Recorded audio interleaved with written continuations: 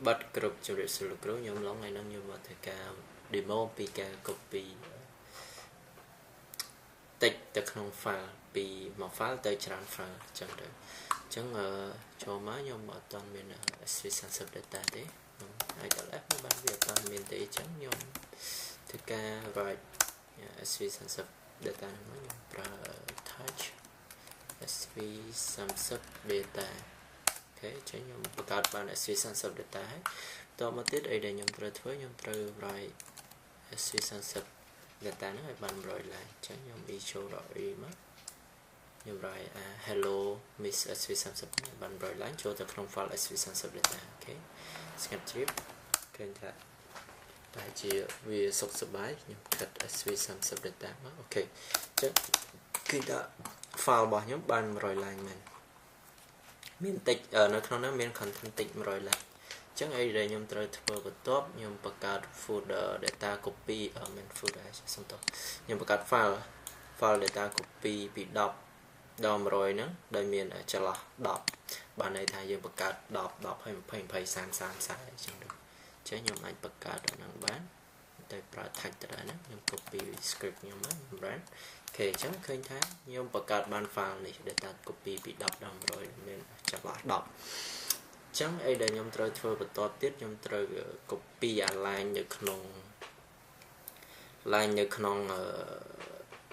file SV30 data របស់ខ្ញុំហ្នឹងទៅក្នុងនេះ file data 10ហ្នឹងបានន័យថាអានេះ10 line អានេះ20 line អញ្ចឹងទៅអញ្ចឹងខ្ញុំអាចប្រើ script ហ្នឹងបានយកទៅ run enter អូខេឃើញថាស្ងាត់ជ្រាបបែរជា success អញ្ចឹងខ្ញុំអាច ឡើងហ្នឹងខ្ញុំ ls មកសិនអូខេខ្ញុំអាច cut SV30 សំទោស data ខ្ញុំ cut 10 line ដំបូងឃើញថា10 line ដំបូងជោគជ័យចុះបន្តទៀតវាប្រហែលជាជោគជ័យដែរអញ្ចឹងខ្ញុំដាក់20មកអូខេ20ពី11ដល់20ជោគជ័យមិនបានយើងអាច copy ចឹងបានពី11ដល់20មិនបានយើងអាច copy ចឹងបានដោយសារ script ដែលខ្ញុំសរសេរហ្នឹងខ្ញុំសរសេរនេះខ្ញុំសរសេរ head 20បានន័យថាយក20ខាងលើ20 line ខាងលើតមកទៀតខ្ញុំយក tail 10 line tail បានន័យថាយកពីក្រោយទៅវិញយក10 line ចុងក្រោយអញ្ចឹងដំបូងឡើយយើងលក្ខខណ្ឌរបស់យើងចាប់យក20 line នៃ100 line បន្ទាប់មកយើងចាប់យក10 line ចុងក្រោយនៃ20 line ហ្នឹងដាក់ចូលទៅក្នុង folder file មួយនេះ file data copy .20 នេះហើយបន្ទាប់ពីហ្នឹងទៀតដូចគ្នាយើងដូចអានេះចឹងខ្ញុំយក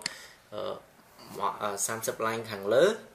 30 line ខាងលើគេបងអស់ហើយនឹង10 line ចុងក្រោយនៃ30 line ខាងលើហ្នឹងយកមកដាក់ក្នុង data copy 30អីចឹងទៅអញ្ចឹង